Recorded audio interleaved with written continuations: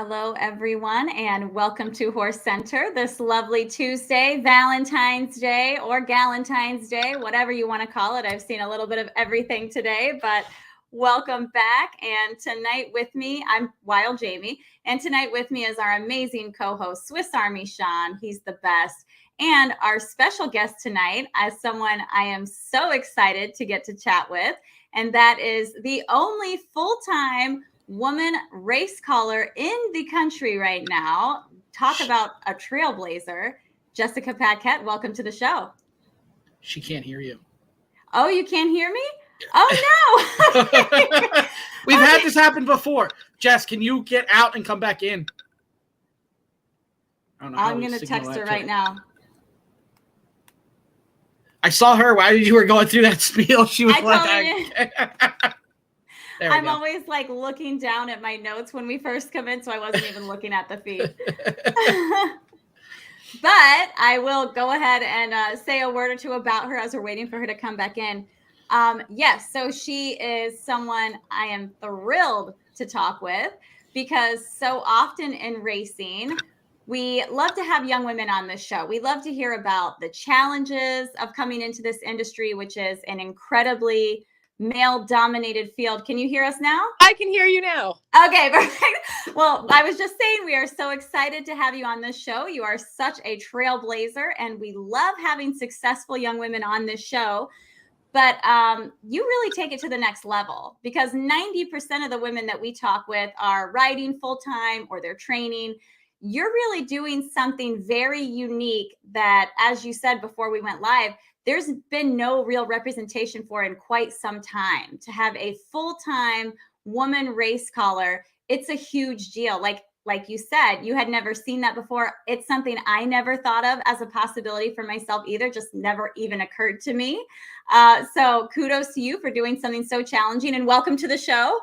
Thank you for having me. And I love seeing all of these women succeed in all the areas of the sport. I think this, we are better when we elevate each other and when we support each other. And the more, strong women we get to see in the sport, the more strong women that will come into the sport as youngsters.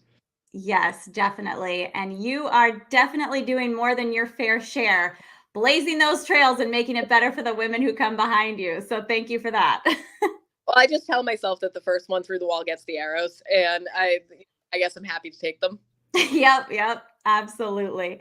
So you actually are a lifelong equestrian. I saw I loved researching this episode, I have to say, because I didn't know that much about you before. I just knew, the stuff that you had done as a racing analyst and then being an announcer. But you come from not a racing background really, but you just fell in love with the horses and have been pursuing it your entire life. You want to tell us a little bit about that? So I was that, everyone has that weird horse kid in grade school, right? Like the kid that's a little weird, but like loves horses. That was me. And I never really grew out of that, but I didn't come from a family that had any racing connection. And I grew up, we didn't really have a ton of means growing up. So horses seemed like a world away. So I found the racetrack, and it was through Kids to the Cup, an organization that Trudy McCaffrey and John DeSantis and some other folks in the industry started in the late 90s that brought young people to the racetrack who maybe weren't born into the sport, and gave us the opportunity to see kind of the very best of racing. And for so many of us, there was no turning back from there. A real testament to it is that I think about 60 or 70% of the kids that were involved still work in the industry. That is so amazing. Yes, I was reading a little bit about Kids to the Cup. This is something I had never heard of because I grew up on the backside, so it was kind of like just in my genes from the get-go, so I never had to hear about it. But if you wouldn't mind, just like chat a little bit about that, like what exactly they did, what that experience was like. So flashback to like 1999, because I am old. And we were all friends on AOL message boards because, again, old, and we had fan clubs for our favorite horses. We were just a bunch of none of us were, I think, the most popular kids in our class in grade school. And we found the internet. This was in the early days of the internet, and we had our little fan clubs and chats about the horses we loved. And one day we got a message or an email or however it was back then, saying that we'd love to take you to the Breeders' Cup. And I, of course, go to my mom and I'm like, some stranger on the internet wants to fly me to Florida. And this is before the internet seemed scary. So okay. like, yeah, sure. This seems great. Go ahead, kids. And went to the Breeders' Cup at Gulfstream in 1999. And that was kind of the start of everything for me. It was my first time going to a major race. And I never wanted to do anything else after that. Wow, that is so cool. And we talk on this show all the time about things we can do to get young people into the industry, interested in the industry. I mean, we have a blueprint right here. Like you said, 70% of these kids are still involved in racing. That is a huge deal. Too. I mean, I worked in the front side and I've worked in various capacities, but I mean, Susie Rasher worked for NYRA for a long time. She worked for Centennial Farm. A couple of the kids were jockeys. Nikki Sherman works here at Parx. Is a photographer. There's just so many of us in various parts of the industry. It's really wonderful. That is so cool. I'm just going to touch on this comment real quick before we continue. From Anthony Delia. I don't know if I'm saying that right. Greetings from Henderson, Nevada. Is that right? I don't know. I'm not great with geography. I think Indy is Nevada. Yeah, it should be Nevada. Okay. Really enjoy. Okay. Really enjoy the interviews. Bad at geography, so there's no. Really enjoy the interviews. Kudos to Jamie, Julie, Sean, and Rich. Jessica, enjoy your calls and backside interviews. Really liked the one with Repo Rocks. Very cool. The internet has things to say. Okay. Awesome. Okay, so you have done so many jobs in this industry, which I love. Anyone who follows racing at all has seen you because you've been here, there, and everywhere. You've kind of touched on so many different things. So tell us a little bit about that background. I know you were a racing analyst for Suffolk Downs, Colonial Downs, Sam Houston. You were the director of communications for a Thoroughbred Retirement Foundation. Something else we're really huge on here is aftercare. So just tell us about kind of what led up to the announcing. So for me, New England was always home, and I got my first job kind of the second I could, walking hots at Rocky Park with harness racing. And then from there, I interned with Lynn Sneerson in the publicity office. And my next internship was at Suffolk Downs, where I never really left. I eventually became the vice president of marketing, as well as the paddock analyst and TV personality there. And it was really at Suffolk that I fell in love with small tracks. And I saw the beauty kind of in all of these hardworking men and women who, not because of lack of talent or hard work, they just had never had that big horse or that big owner that took them to the next level. Sure. Absolutely. And we've got another great comment here from Julie Ramjeet. Love that Jessica is breaking standards and shattering glass ceilings. Girl power. Amen, sister. We love to see it. So what specifically got you interested in announcing? I mean, it's definitely off the beaten trail for women, but it's kind of off the beaten trail for anyone. I don't think most people, when they go to the races, are thinking, I want to be that person. You know, it was a series of odd events, really. So in 2014, there was a tornado that swept through Revere where Suffolk Downs was. And I remember that morning, my press box was kind of on the roof, and I was super busy. I was a one-woman show in a lot of ways there. So I was so busy, I barely looked up. And I remember my intern being like, Jess, it's really stormy outside. And I was like, shut up, go back to work, kid. It's fine. Don't look out the window. You're being a baby. And I was like just typing away at the computer. And then finally I turned on the news and there was an actual tornado that had touched down like a mile Downs. Oh, wow. And our announcer, TD Thornton, was, and somehow we raced, by the way, after a tornado. Right. That's what I was thinking. I'm like, okay. The show goes on. But as we're closer and closer to first post, TD, like there was no way he was going to make it. So he called and he's like, and we were like, I guess I'm going to be the one that has to do it. I'm the only one that can possibly like get through it at this point. But there was no preparation. There was nothing. I don't even know if I had binoculars. I maybe found TD. I had to, like, break into his announcer's booth because he was the only one with one of the carpenters, and I had to like karate kick down the door to get into the announcer's booth. And so that was it. I literally had to kick my way into the announcer's booth. That was how this all happened. Nice. But that was a super fun one. I thought it was a one-off. It was a great thrill and just kind of another remarkable memory from my time at Suffolk Downs, which, you know, I'm the ultimate homer. I love it. And then a couple of years later, about 6 years later, at least, Sam Houston, I had done a little bit of paddock work for Sam Houston remotely during the pandemic, and they were looking for a fill-in quarter horse announcer for a weekend. And Jason Beam suggested I do it. And I said, you know what? Why not? What's the worst that could happen? So I went and called some quarter horses for a weekend, and it was hard and it was fun. And then Yeah. the next year I did it again. And after that last weekend of quarter horses, the second time, I was kind of like, oh, I bet if I could get a chance to like really do this, I'm like, I think I could really get into this.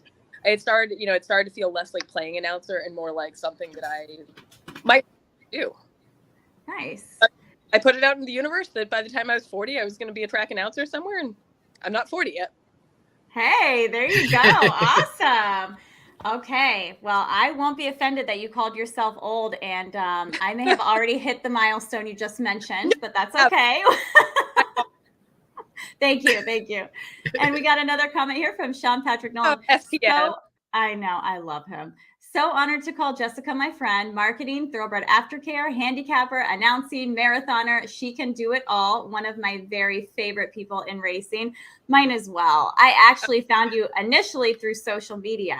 And I mean, anyone who doesn't follow you needs to, because you're amazing. You do all kinds of fun stuff. So many interesting, unique, and exciting stories there. I actually, since he brought it up, I want to go ahead and touch on you're a marathoner, but you had a setback. You broke your back in a riding incident. Is that correct? I did. So October 1st of 2021, I was leasing a horse, a really cute off the track thoroughbred who was really lovely and will be a lovely horse for someone, just not me. And as I was getting on, it was one of those like casual mornings you don't think anything, going for like a little hack, and a truck backfired as I was getting on, and she had been so quiet up to that point. I just kind of like monkeyed up, and I was like, this is fine. Everything's fine. Then it was absolutely not fine. She bolted in a way that I've ridden some goofy horses. I've never ridden one whose like brain left the building, and I've gone. And then my saddle slipped kind of. She is a funny built horse with some big withers. My saddle slipped and I had no shot at that point. So I hit the ground pretty hard. I had a burst fracture of my L4. So I couldn't walk for about 4 days. I wasn't allowed to sit up in the hospital while they decided what they wanted to do. Mostly I just tormented them. And then I 4 months, which was even less fun. I'm not good on stall rest is the thing we learned from that. Yeah. Wow. And now, but you're back in the saddle. I see that you're up and riding and just doing your thing again, huh? That's the only way is forward, right? Like kind of when you get into a bad situation, just add leg, go forward. I ran the Chicago Marathon almost a year to the day since the accident. That was last fall. And I'm running the Boston Marathon this spring. And I'm going to my first horse show in a couple of weeks since the accident too. Oh, awesome. Well, I can't wait to see how that goes. You'll definitely have to fill us in. That's so exciting. It's not the Olympics. It'll be like the points. Hey, girl, that counts, okay? I show as well, and not very successfully, might I add. But what matters is that you have fun and are improving. Just having fun is kind of all I can hope for at this point. Fair enough. So you said about your past, Jess, and you were at Parx and stuff like that. How did you apply for the job to be an announcer? Or did somebody kind of push you up there and say, hey, let's do it? It was sort of the right thing at the right time. I had been down to Parx as a guest handicapper on Pennsylvania Derby Day for the past 2 years. So when I was down for this past Pennsylvania Derby, this past September, we were talking, there was some conversations and they were like, would you be interested? And I said, and I kind of put it out there that I'd be interested at that point. So everyone, it was like a mutual, everyone that I was interested and they were sort of interested, and it was the right thing at the right time. And you mentioned Jason Beam. I've seen articles, I've seen interviews, you brought him up now. Talk about you and Jason Beam, how you guys have met and how he kind of pushed you forward as well. So Jason's one of my best friends, kind of not just professionally, but in real life. We've been friends for about, over 10 years now. We met on Twitter, which is why that's a funny thing. And, we got the chance to work together the past couple of years at Colonial. We were roommates two summers ago. And so he would still love me. We were not roommates last year because I'm probably my favorite roommate. But Jason's a great supporter, a great friend. And it's been this wonderful layer of our friendship to both be announcers now because we have shop talk in addition to life talk. But now I can be like, don't you hate when people come out in sub-silks? Oh my God. And, we can talk about the little things that drive us nuts.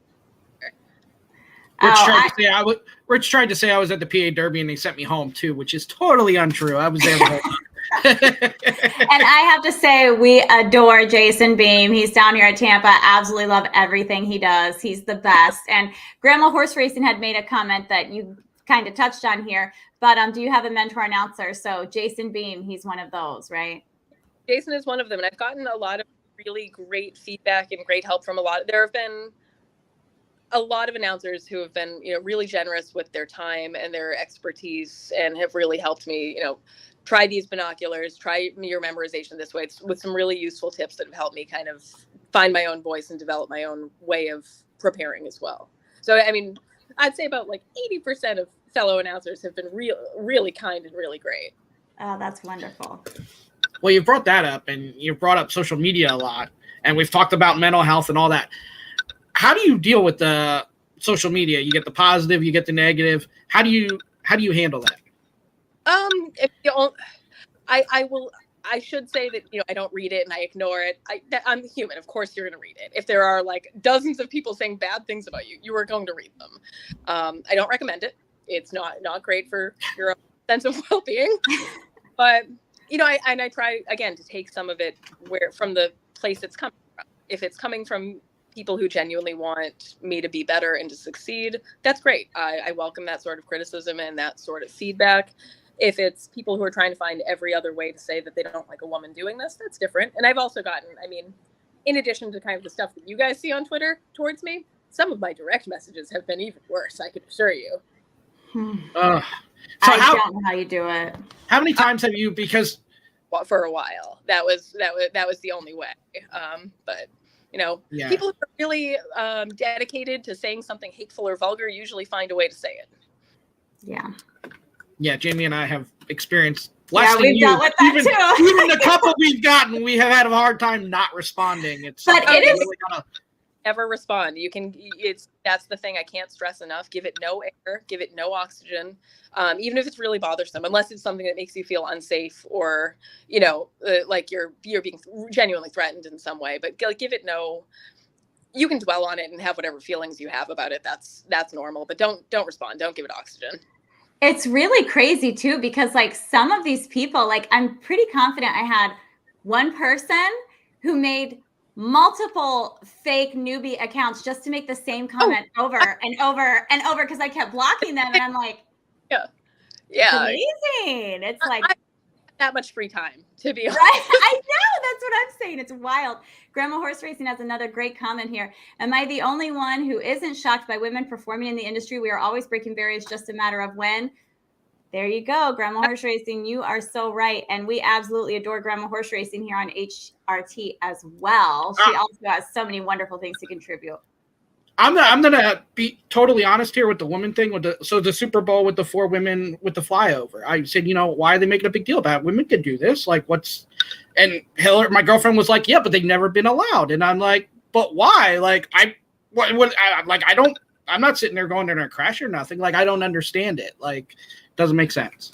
It's important. And it's important for younger women to see the other women doing these things. And that's why these first monumental things are so important. They're showing their representation for a younger generation. That it, hopefully in 10, 15 years, no one's shocked by women doing the flyover or a woman calling races, or just like now, a woman jockey is kind of treated really on equal, right, with the same, it's so normal. Yes. Right. Yep. It's just a matter of that first generation breaking through. So thank you for doing that for us. So now let's get to the. It comes out in 15 years and is so much better than I ever could be. Let's get to the announcing part. When you first started, what was the hardest part to learn? The memorization was really hard for me, for sure. It was, the memorization was really hard. I treated it like a muscle. As someone with kind of a sports and athletic background, I just took it as, like everything, this is a muscle. The more I do it, the stronger it will get, the quicker the reflexes will get. And that's been the case. I am finding, especially these last couple of weeks, like the memorization's really clicking into place for me. And does that make everything so much easier when you're not like, as they're turning for home, being like, oh God, who is that? Has it slowed down for you too? I'm sure like those first couple days were crazy. Oh yeah. That, and that's the thing for me. for me, this always feels like riding a jumper round where you're trying to slow down the action enough to make good choices. But it's going very fast. But, and Jamie, maybe you understand this kind of riding horse. It's that like split second where you need to check when you don't feel like you should, but you have to where you have to check like a second longer than you think you should. Right. Got it. Yeah. So how has the adjustment to PA been?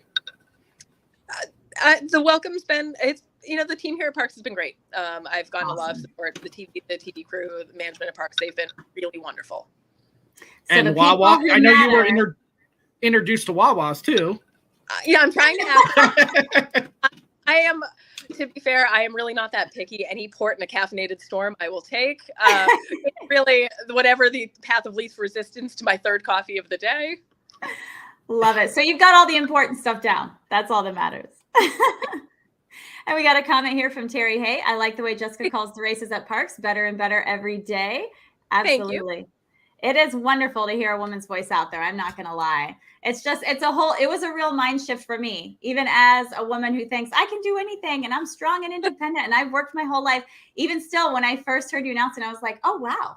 Okay. My voice is not going to be everyone's cup of tea. That's totally fine. There's not, I don't love every other announcer either, even some really good ones. So just certain voices don't work for you. And I totally get that I might not be in a lot of ways. I am not for everybody. Oh, I think you've got a great voice though. And you're getting better and better every day. And I mean, you're killing it, girl. We're so happy for you and love watching you out there or listening to you out there. Sorry. So what is the best advice that you've gotten? A friend told me, and this has really stuck with me. This may be a tattoo at some point, is you're not a chart caller.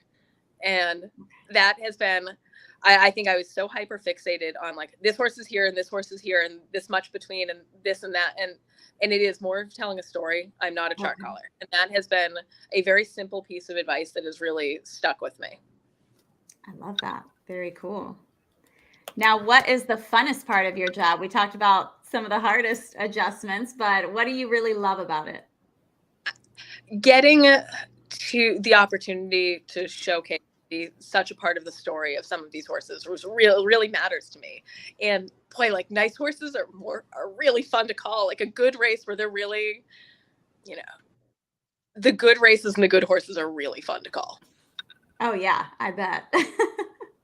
Well, I also want to give Parx a shout out. It's one of my local tracks, Parx Delaware Penn, but you guys get a lot of criticism, but you guys are doing all the ideas that we've thought about and, get Danny Gibson does the interviews. You're doing the announcing, the jockeys. I mean, I saw yesterday, Frankie Pennington's bringing a kid into the winner's circle.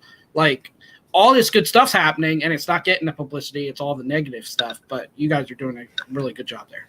Well, I mean, the horsemen and women are really great community here. More and more. Awesome. So what is your typical day like as an announcer? Like, how do you go about doing this? So I think my day is a little different than most announcers. I get up super early, and I mean not racetrack early. Let's be clear. Like everyone else gets much earlier than I do, but I get up pretty early. I really need to work out first thing in the morning to kind of put myself in a good kind of focused headspace for the day, and then because I also have to be on camera, like on camera, not just voice on camera, so I have to turn into a human. You understand, like I have to blow dry my hair. Yes. This is not like the snap of the fingers. This does not happen in 2 minutes. So what I do while I'm blow drying my hair, and this is a girl doing the job, right? It takes a long time. I have a lot of hair, so I memorize the first race, the horses in the first race. So that's kind of like where I start getting myself into I'm also on my second coffee by this point. Right.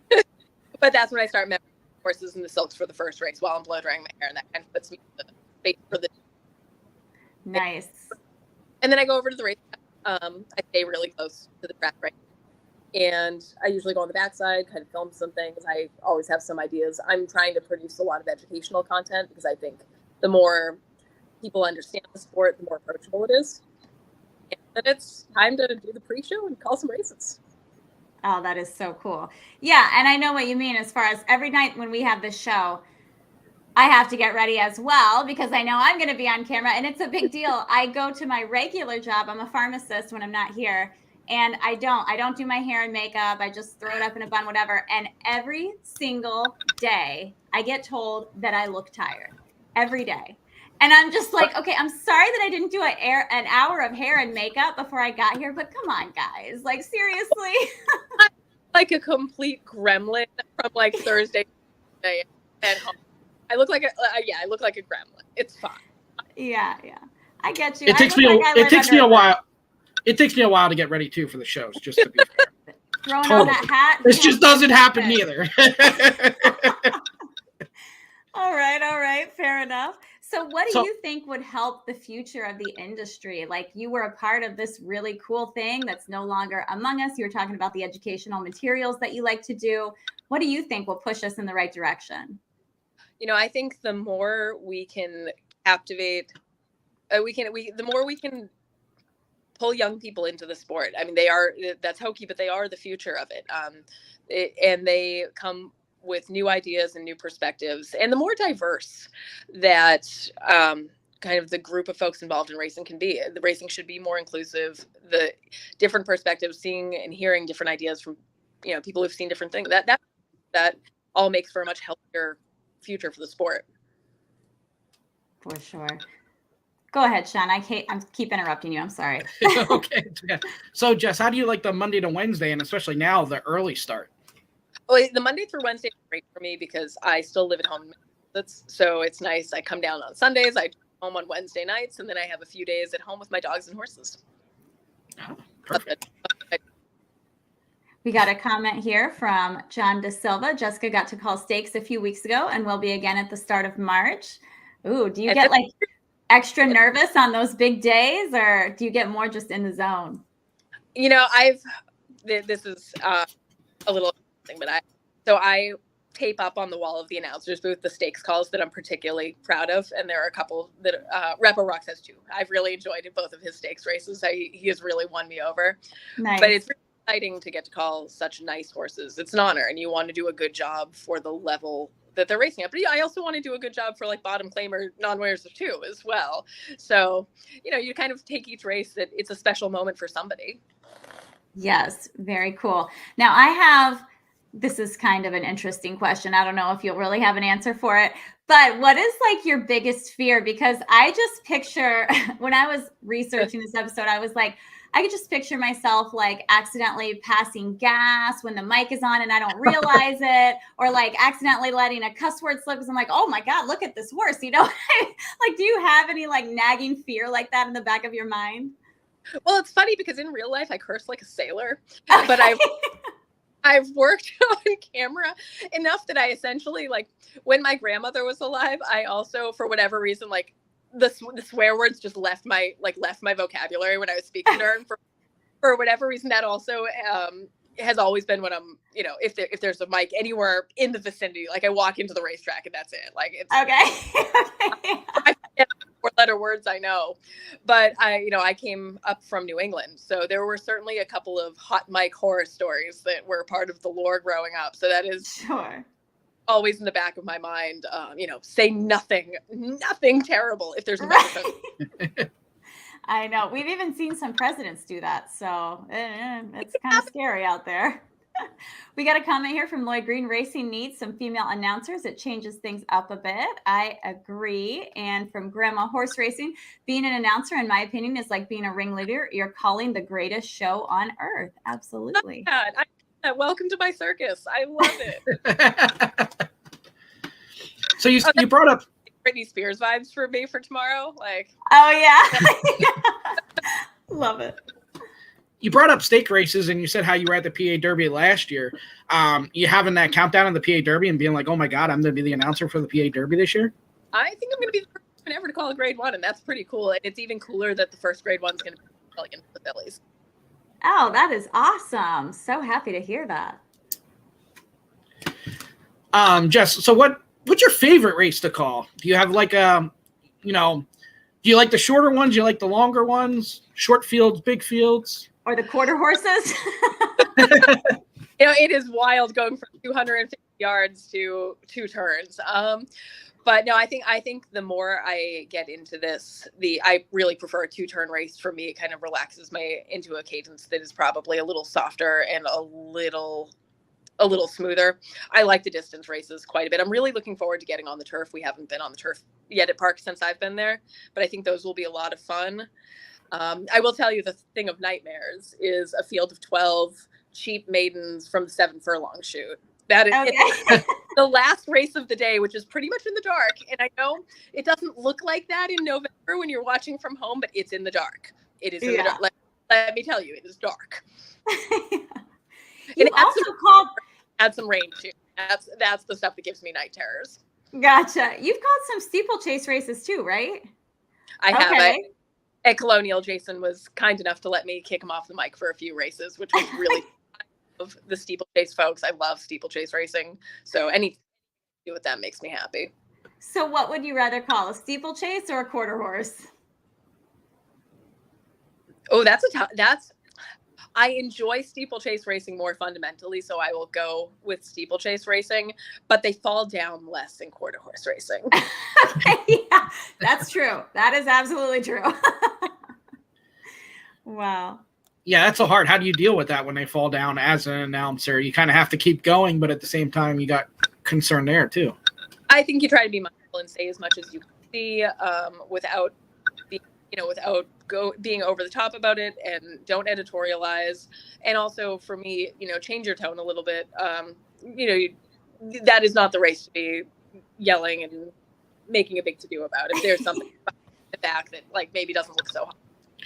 That's another thing. How many times have you thought about, well, I'm going to call this is going to start being part of my everyday race, this vocabulary, or I'll start like this or I'll end like this? Because I'm not even an announcer, and I can tell you, well, if I was an announcer, how would I start it? And I think about this stuff all the time, and there's so much that you can't be original because there's so much out there. But do you ever wonder about that stuff and figure, what you're doing?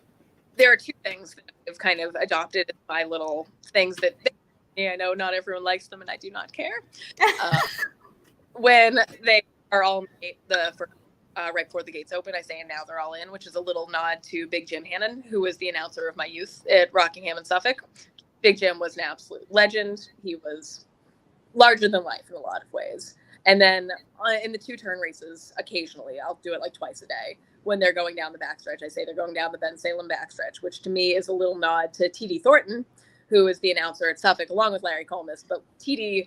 was a great mentor to me in a lot of ways, personally, professionally. He officiated my wedding. So, and I feel like Ben Salem backstretch would have been such a TD-ism that to me, it feels like something TD would have said, and I love it for that. Very cool. We've got a bunch of comments I'm going to catch up on here real quick. Sorry, Sean, jumped in front of you again.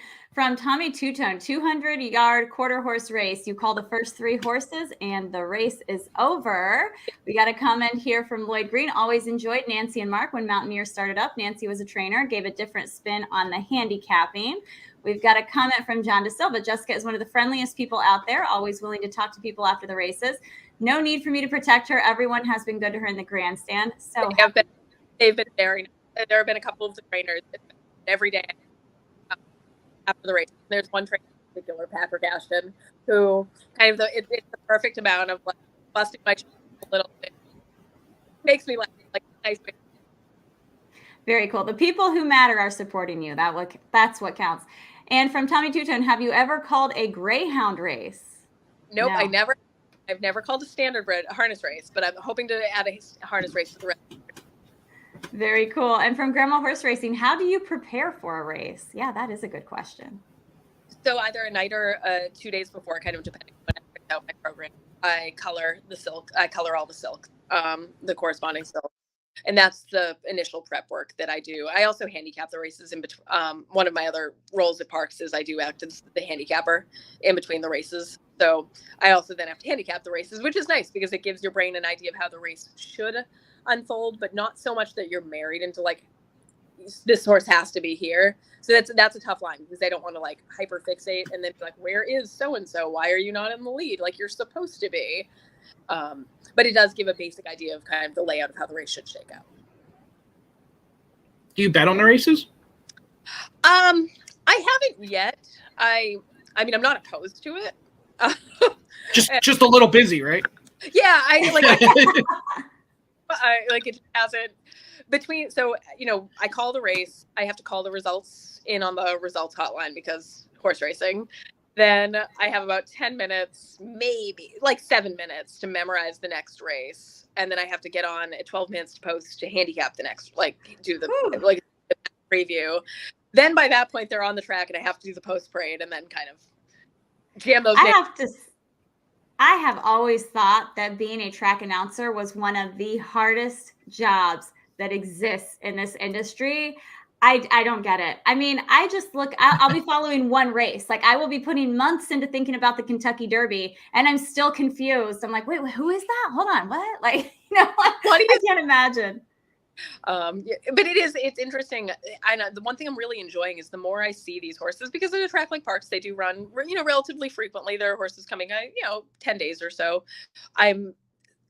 It's always been horses first for me. So I'm starting to really recognize specific horses, which is kind of, it amuses me. And I've become very fond of certain ones with their signature running styles. Like Grit and Grind kind of breaks from the gate very slowly. And then he's just like, I'll see you guys when I see you. Right.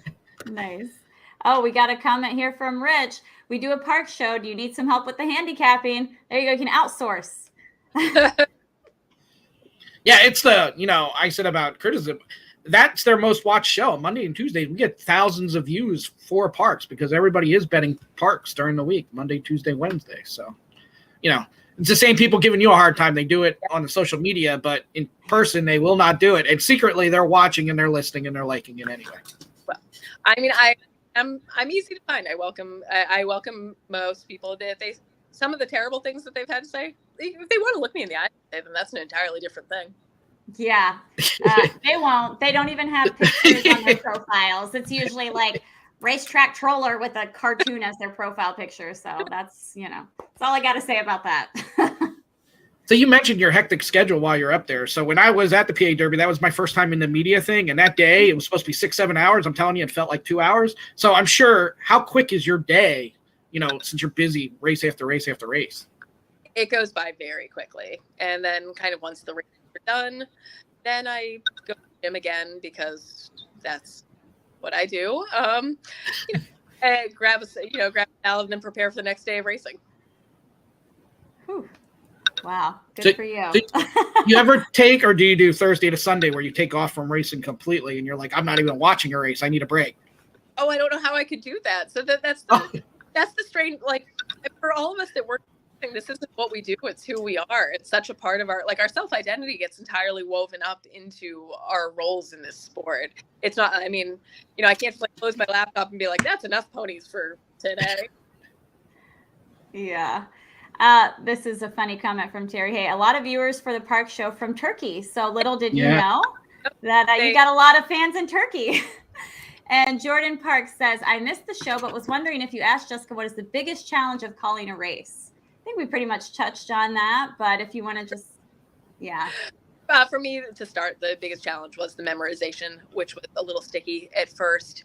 And then then it's just kind of relaxing into the rhythm and understanding that I do know what's happening in front of me, and just say what you see and let you really should be kind of a step ahead of the action. And that's when you're calling it well, when you can see things unfolding almost before they do. Nice. Do you see this as your career job now? This is what you're going to do, and you're going to do it until you can't do it any longer? I'd kind of like to. I'm always open to whatever racing, and horses have taken me to places I never thought possible. So you never know. But I really like this. I really enjoy calling races. I love the challenge of it. I love being a part of the action, and I'm excited to see where it goes from here. Very cool. Well, we love seeing you out, or hearing you out there, I guess. Sorry. Little sayings that I have here. All right, Sean, you got anything else? No, I think that's it. I appreciate Jess coming on, and hopefully I'll be at the PA Derby again with FanDuel TV, and maybe I can get up there in the booth with Jessica for a little bit. Yeah, would love that. Oh, that would be so cool. Looking forward to that backstage footage. I want to get over there too, for sure. So we'll see if we can make it happen. My husband rides in Presque Isle, so not close, but not far. So maybe we can make it happen. no idea where that is in relation to where I am. It's like 5 or 6 hours away, I think. Yeah. We got one more quick question before we get out of here. 12-horse fields more difficult than 6-horse fields? So much more difficult. So, yeah, this is kind of a longer answer, so I may keep you guys for a minute here. I think spot is like 8 to 10 horses because that's enough that there's something happening and you're not really trying to fill dead air. 12 is tricky, especially in some of the maybe lower level races where these are not 12 that are running necessarily to form all the time. So you can't really keep track of like so-and-so always does this. Like 12 $10,000 maidens, I don't know what 6 of them are good. I have no idea what they feel like doing. So there's a little bit less of like predictability to it. 12 tough. 12 is definitely tough. Have you ever called the 2 to 4 horse field and had to struggle with just a couple horses and had to fill the airtime? Oh yeah, that's also really hard. That is like 2 to 4. That's painful because no one wants. I mean, what do you do between the like? What do you? You don't say their name so many times. I'm not quite at the point where I think a more experienced announcer could make that very entertaining. I'm not yet there where I'm just kind of trying to like accurately get them around. So I'm not. Yeah, 4 is hard. 12 is hard. I mean, 6 to 8 to 10 also hard, but less like different hard. Gotcha. Awesome. All right. We got a few more comments. Sorry, they keep pouring in, guys. I'm trying to, All right. From Jordan Parks. I've seen the growth and improvement. I live 5 minutes from Parx. Keep up the great work. From Sean Patrick Nolan. And she still finds time to train for a marathon. One of my heroes. I know, right? And from Grandma Horse Racing. Great guest. I agree. We are so thrilled that you took time out of your very busy schedule to come and hang out with us tonight. We learned so much, and we are always cheering you on here at HRT. Keep up the excellent work, and we can't wait to see where you head next. Thank you. All right. Well, you have a good night. Awesome. She's so cool. I love her.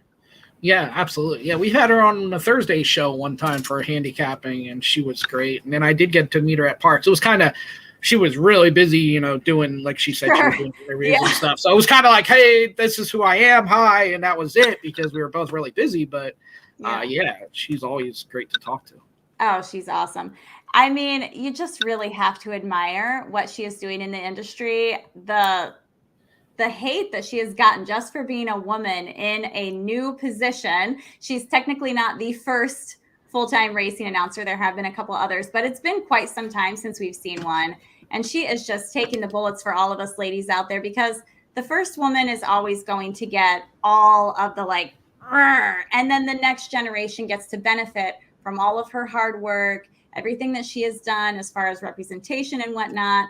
I mean, what can we say but thank you? Like I said, I feel like talking to her now is like talking to the jockeys from 50 years ago, the female jockeys who, everyone was like, women, they can't ride, this and that. They shouldn't even be allowed to do this, blah, blah, blah.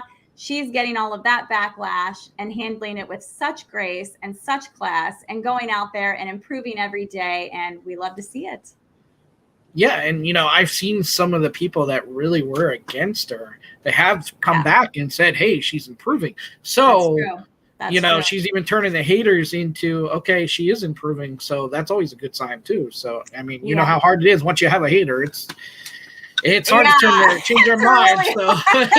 Yeah, if you can turn a hater into a not hater, I am impressed because I have personally never done it. They hate me still. So.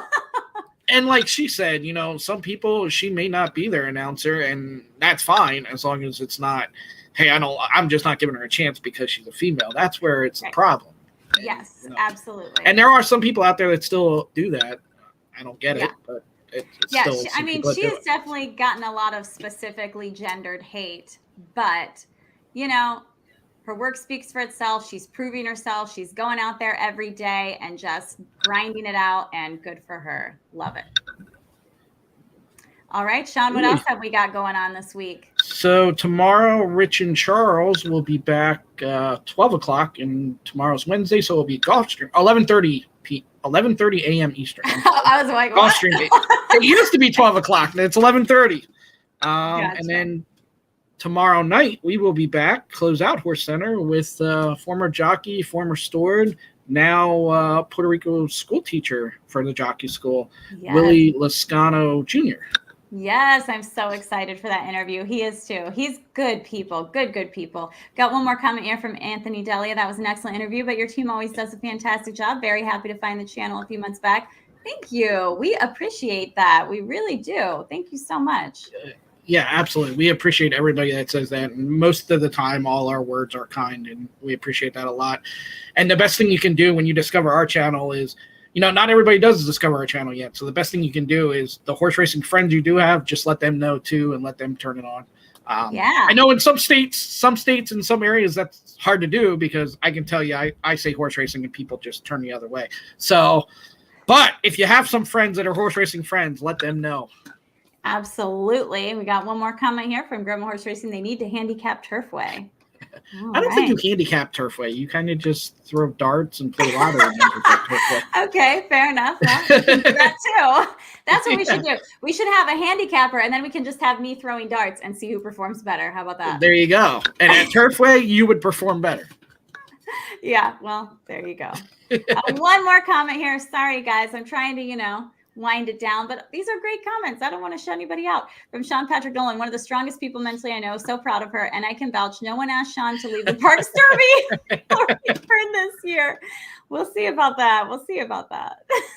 Yeah, and I'm hoping to be at the PA. Well, no, I'll probably be at the PA Derby one way or the other, whether it's with FanDuel or we'll do something here or I'll go myself. But one way or the other, I will be there, so I'll get to see you again, Sean. Awesome. Very cool. All right. So I guess that pretty much wraps it up, right? Yeah. The only other thing would be Picks with the Professor for college basketball, if you bet on college basketball as well. On pickswiththeprofessor.com, at Professor Sides on Twitter, and YouTube channel as well. Yes. Well, that takes us wire to wire tonight on Horse Center. And I think I'm just realizing I need to hit up Jessica for some advice on how to announce the beginning and the end of the show. That's where I struggle, is how to wrap it up and make it sound cool. So I'll ask her to You've done it great. And before we go too, Rich is going to be releasing a video about Out to Gulfstream, where you were with him as well. So, and yes, we've gotten to see the video. I didn't know what to expect, but I thought it was really, really cool. So really well hopefully done. It'd probably be released tomorrow, I would imagine. So stay tuned for that. Yeah, he has done some really, really cool editing lately, really kind of stepping up our game as far as the quality. It's very professional and put together. I was one of the people doing a lot of our videos in the beginning, and I just do not have that skill and that talent in those programs. So thank you so much, Rich. And thank you, Julie, as well. You guys are really killing the video editing game. That's for sure. I can just stand back and admire. But and I told Rich that the other day too, because I used to get, I was still trying to figure out the TikToking and the video editing. And it's one of those things, once you start, you got to finish it. And sometimes you're 2 hours for a 20-second video going back and forth. Like, it's crazy the time consumed doing that. And Rich took a ton of time. The video he's going to release is like 3 minutes long. And I can tell you he spent probably over 10 hours on the video for 3 minutes. So appreciate the 3 minutes, because it's a really cool video. Yes. And we've only got more and more stuff coming for you guys. We're trying to do more behind the scenes, backside stuff, like really, getting to speak one-on-one with these jockeys and trainers and whoever is back there who will chat with us. We've got GoPro footage coming to you. And let us know if you've got anything else that you would like to see more of. We can certainly make that happen as well. Julie and I are right here next to tracks where our husbands go to work every day, so we can pull stuff together at any time. So lots of good stuff coming. So please make sure that you stay tuned. Make sure that you're following us on all the social media. I love this little banner across the bottom. That tells you everything you need to do right there. So I don't even have to worry about getting it all out properly. But we definitely hope that we will see you on all those social media platforms. We hope that you will stay tuned and watch all of these awesome videos that we're putting together for this backside content. But no matter what, we hope to see you in the Winner Circle. Winner Circle. Have a